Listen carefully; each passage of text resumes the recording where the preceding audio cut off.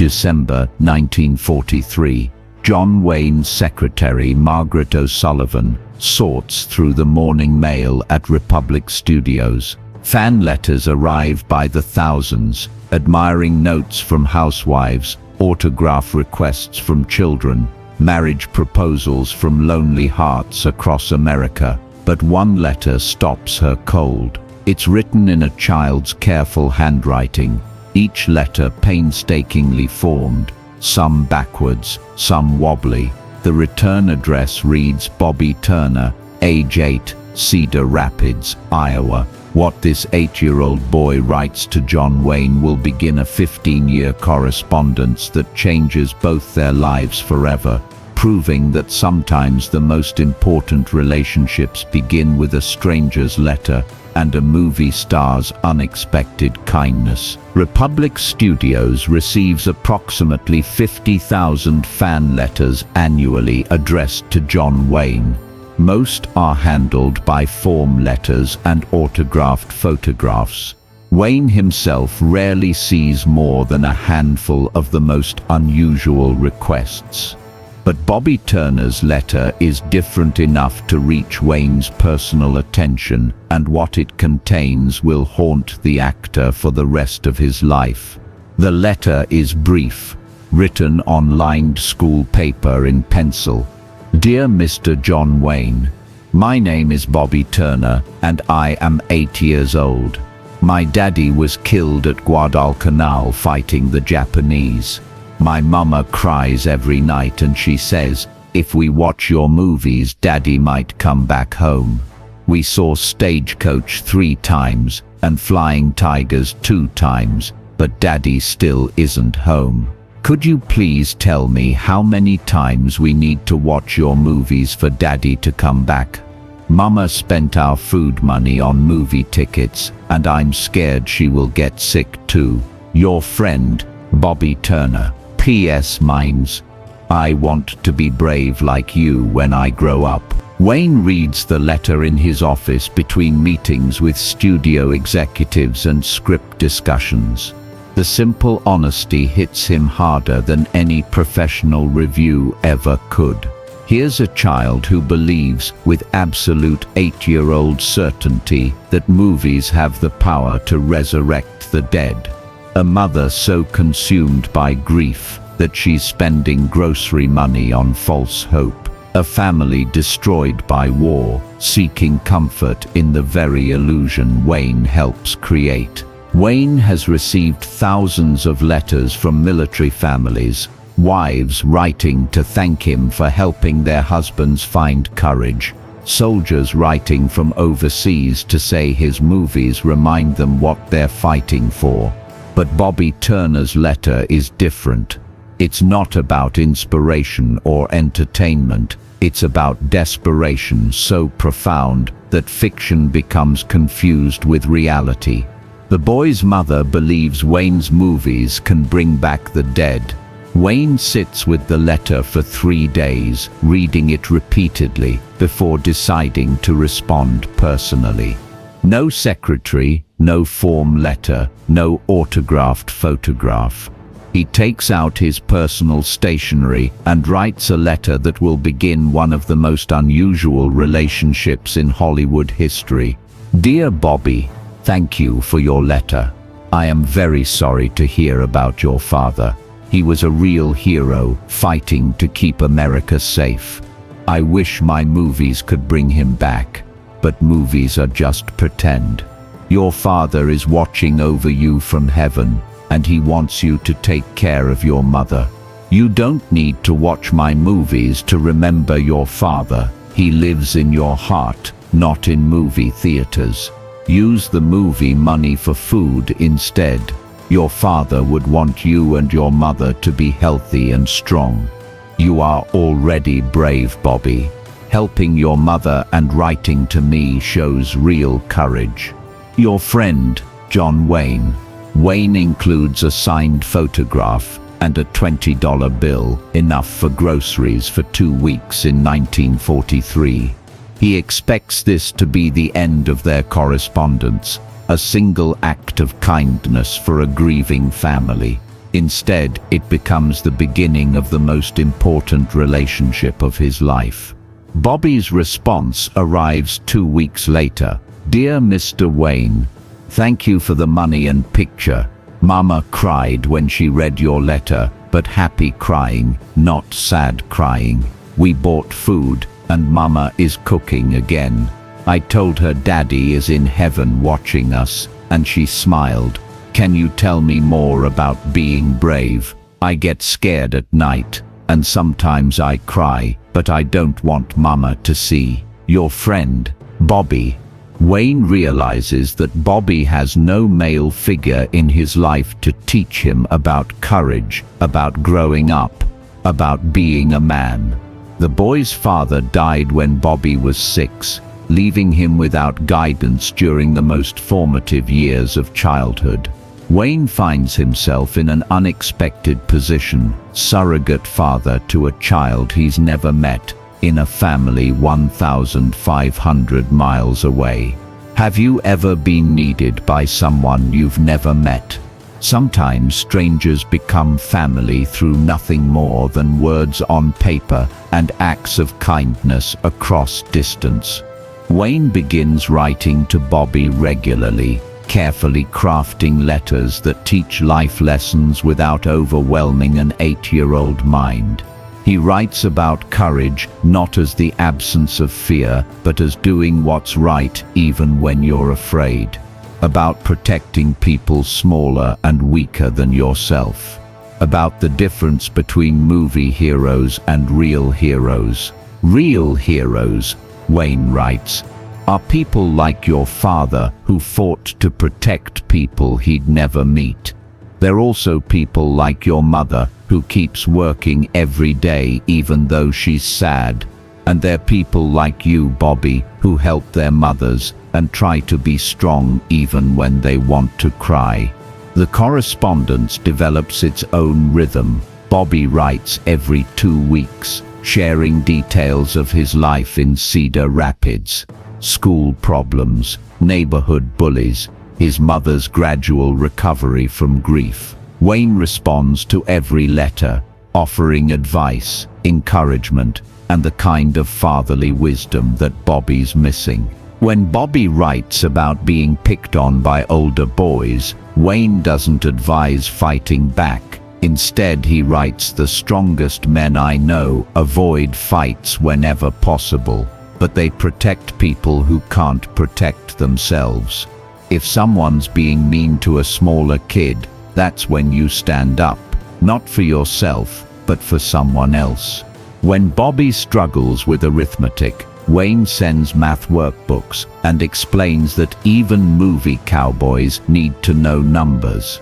How else would we count our cattle or figure out if we're getting cheated at the general store?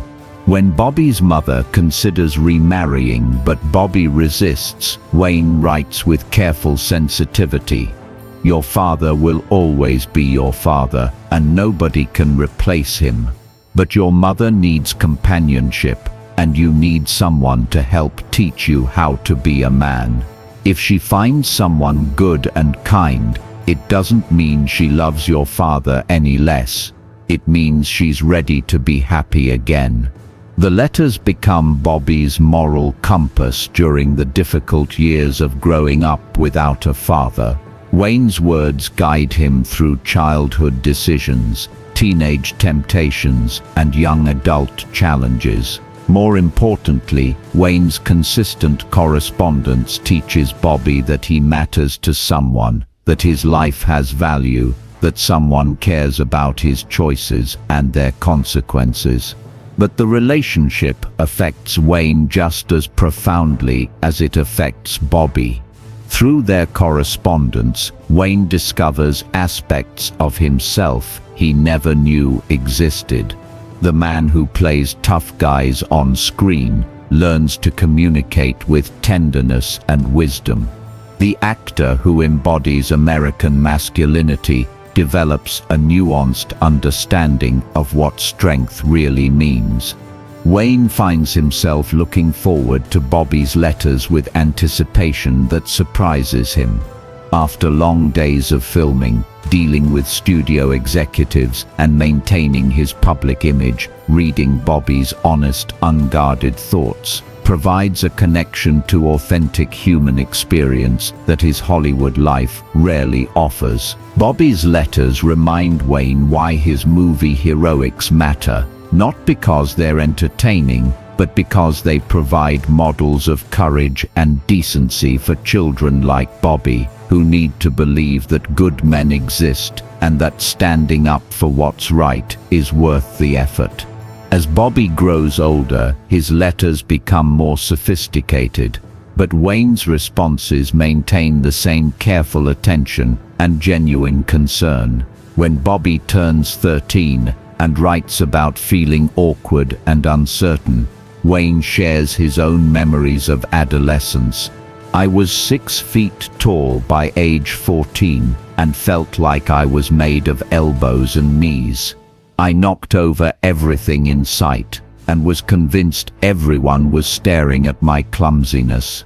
The secret is that everyone feels awkward at your age. The kids who seem confident are just better actors than the rest of us."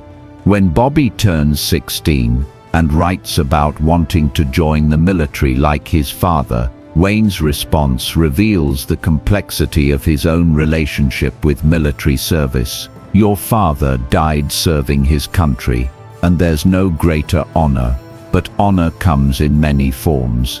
You can serve by becoming a teacher, a doctor, an engineer, a father who raises good children. The important thing is to contribute something positive to the world. Your father fought so you'd have the freedom to choose your own path." The correspondence becomes more than letters between a movie star and a fan.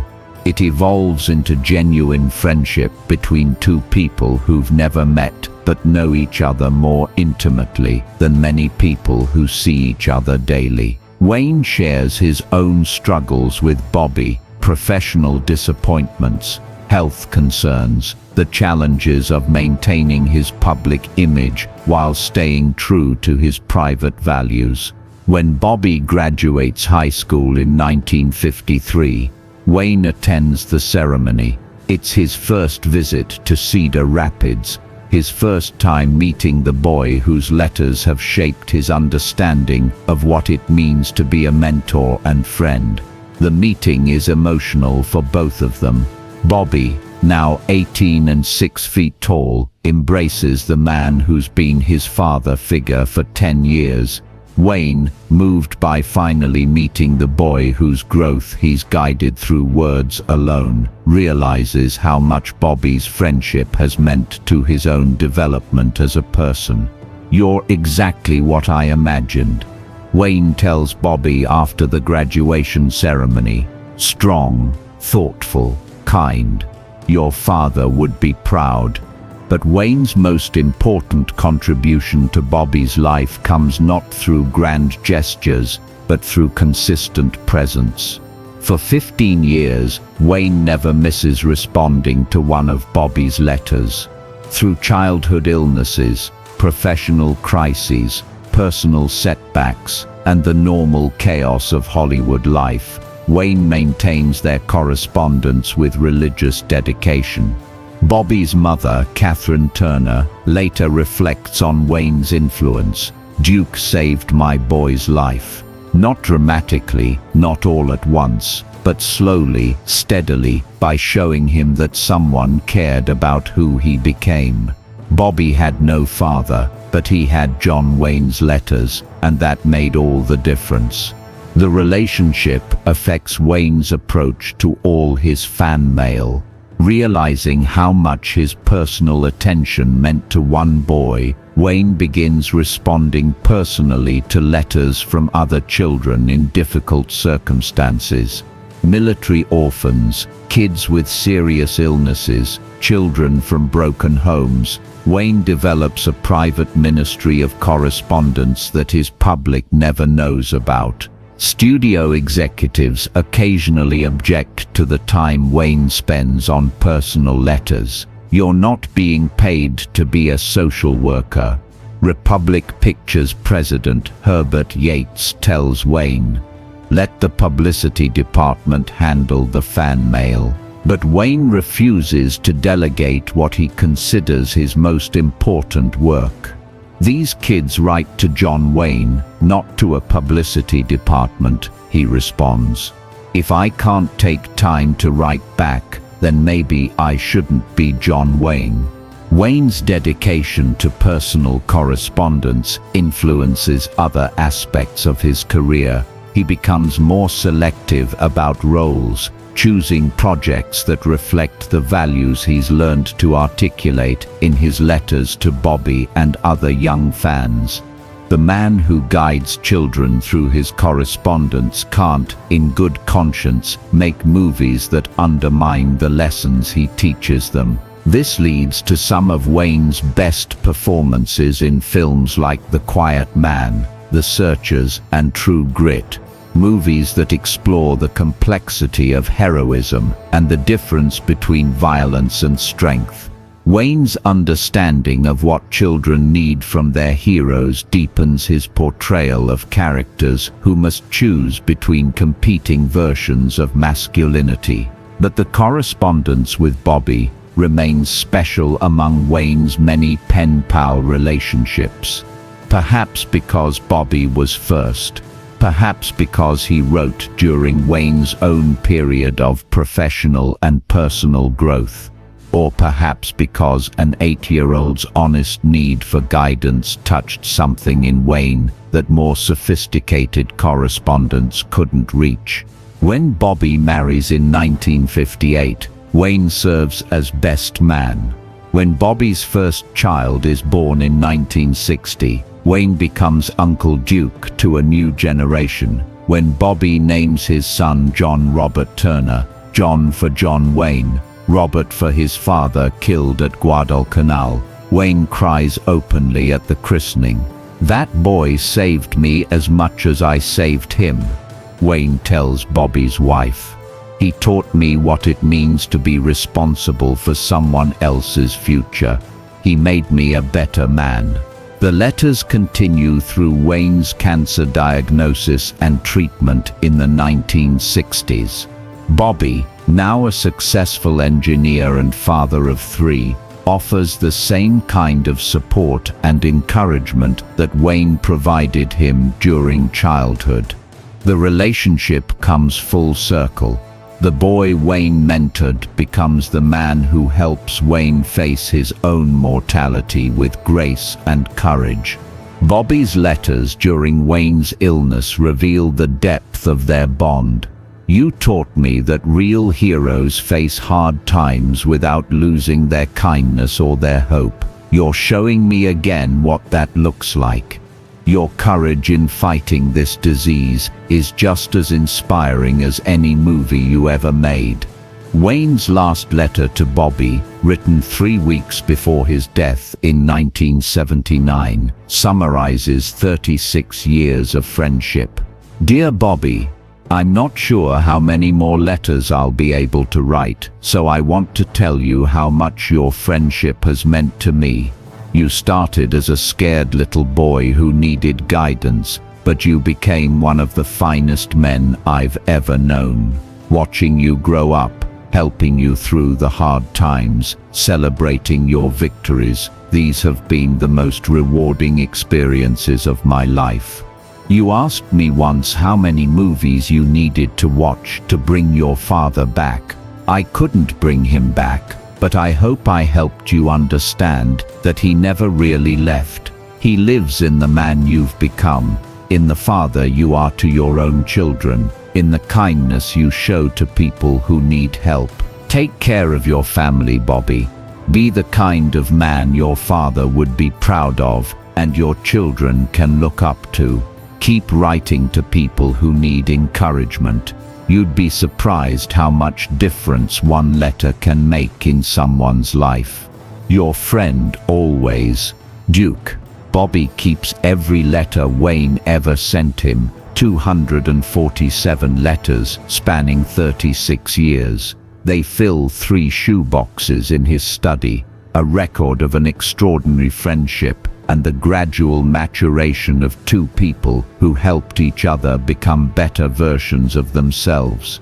When Wayne dies on June 11th, 1979, Bobby speaks at the private funeral service, attended only by family and close friends. Most people knew John Wayne, the movie star, the symbol, the icon. I knew Duke, the friend, the mentor, the man who took time to care about a scared little boy who needed a father figure. He didn't just entertain people, he changed lives. He certainly changed mine. Duke taught me that real strength comes from helping others find their own strength. That real courage means doing what's right even when it's difficult. That real men protect people who need protecting, encourage people who need hope, and stay loyal to the people they care about. I'm here today, not as a fan, but as a son, because that's what Duke was to me. The father I lost at Guadalcanal, the man who guided me through childhood and stood by me through adulthood. Hollywood lost a star today, but I lost my dad.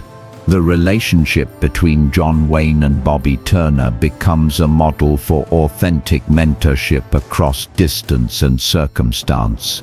It proves that genuine human connection can transcend the superficial interactions that often characterize celebrity culture. It demonstrates that taking time to care about another person's growth and well-being can be as meaningful as any professional achievement.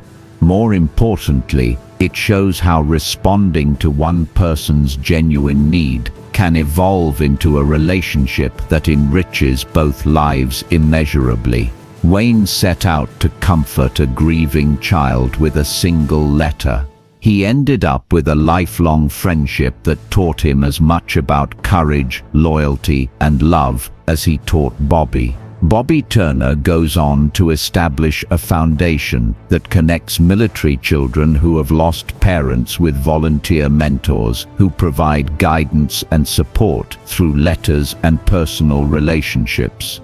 He names it the John Wayne Mentorship Foundation, honoring the man who showed him how much difference one person can make in another person's life.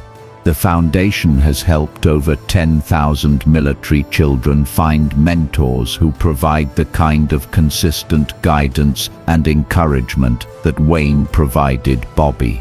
Each relationship begins the same way Wayne and Bobby's began, with a child's letter and an adult's decision to respond with genuine care and attention. Duke showed me that everyone needs someone who believes in them. Bobby explains to foundation donors, not everyone can be a movie star, but everyone can take time to write a letter, to offer encouragement, to help a young person navigate the challenges of growing up. That's the real heroism, not what you do on screen, but how you treat people when no one's watching. In 2019, 40 years after Wayne's death, Bobby Turner publishes a book called Letters to Duke, a boyhood friendship with John Wayne. The book includes excerpts from Wayne's letters with the family's permission and explores how their correspondence shaped both their lives. The book becomes a bestseller, not because of its celebrity connection, but because it tells a story about authentic human kindness that resonates with readers hungry for genuine connection in an increasingly superficial world. Reviews consistently focus on the lessons about mentorship, friendship, and the responsibility we all have to help young people become their best selves. But perhaps the most meaningful review comes from Wayne's granddaughter, who writes, "Reading these letters, I see a side of my grandfather that I never knew existed." Not John Wayne, the movie star, but Marion Morrison, the man who understood that the most important role he ever played was being a father figure to a boy who needed guidance.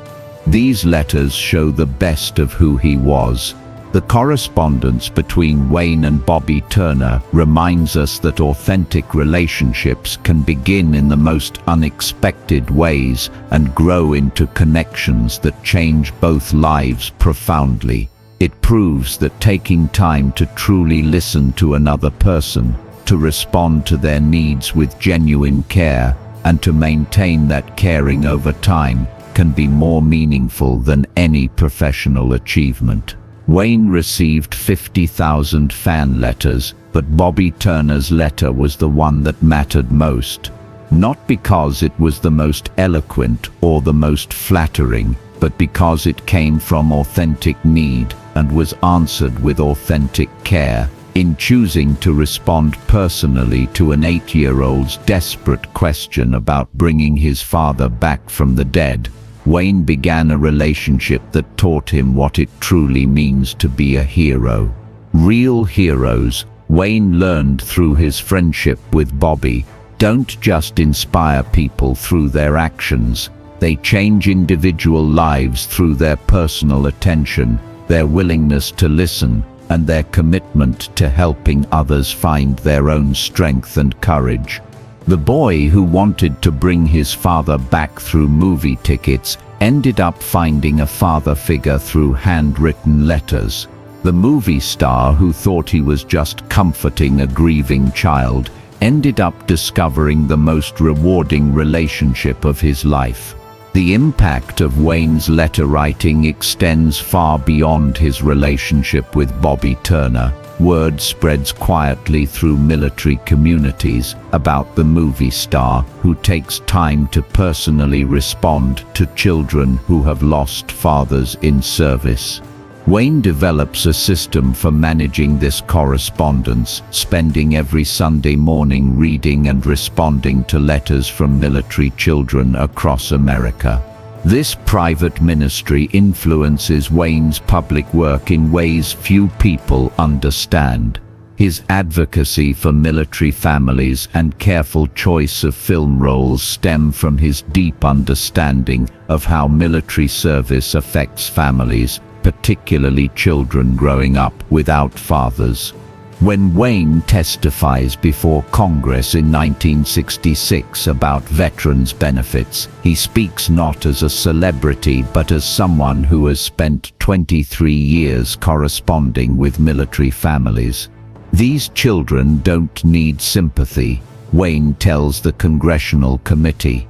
They need practical support and consistent guidance from adults who understand their sacrifices. Despite declining health in the 1970s, Wayne maintains his Sunday letter-writing ritual. During his final hospitalization in 1979, he dictates final messages to children who have been part of his life for years, unable to write but unwilling to abandon them. Wayne dies on June 11, 1979, with over 400 active correspondences. His funeral includes a special section for his young correspondents. Bobby Turner, now 44, speaks for all of them. Duke taught us that heroes are people who care about other people more than themselves. Heroes take time to write letters to children who need encouragement. The impact of Wayne's correspondence extends beyond the individual children he helped. Many of them become adults who prioritize mentorship and service to others, creating a ripple effect of positive influence that continues decades after Wayne's death. Bobby Turner's foundation helps thousands of military children find mentors. Susan McCarthy becomes a teacher who specializes in helping children cope with family trauma. David Rodriguez becomes a counselor who works with troubled teenagers. Maria Santos becomes a social worker who advocates for veterans' families. Each of them credits Wayne's letters with providing the foundation for their life's work. They learned from his example that individual attention and consistent care can change lives, and they dedicate their careers to providing that same kind of support to others who need it. In 1999, 20 years after Wayne's death, his correspondents organize a reunion in Cedar Rapids, Iowa, Bobby Turner's hometown, where the letter writing began. 63 adults who were children when Wayne wrote to them gather to share stories about how his guidance shaped their lives. The stories they share reveal the profound impact of Wayne's personal attention. Children who felt worthless after losing their fathers learned self-respect through Wayne's letters. Teenagers who might have chosen destructive paths found direction through Wayne's guidance. Young adults facing difficult decisions had a wise advisor whose counsel helped them choose correctly. But the reunion also reveals something else. Wayne's correspondents have become exceptional adults. They are teachers, doctors, engineers, parents, community leaders. They are people who embody the values Wayne taught them through his letters: service, integrity, courage, and compassion. Duke didn't just write letters, Bobby Turner reflects during the reunion. He created a generation of people who understand what it means to put others first, to keep your word, and to help people who need help. We're all here today because we learned from the best teacher any of us ever had.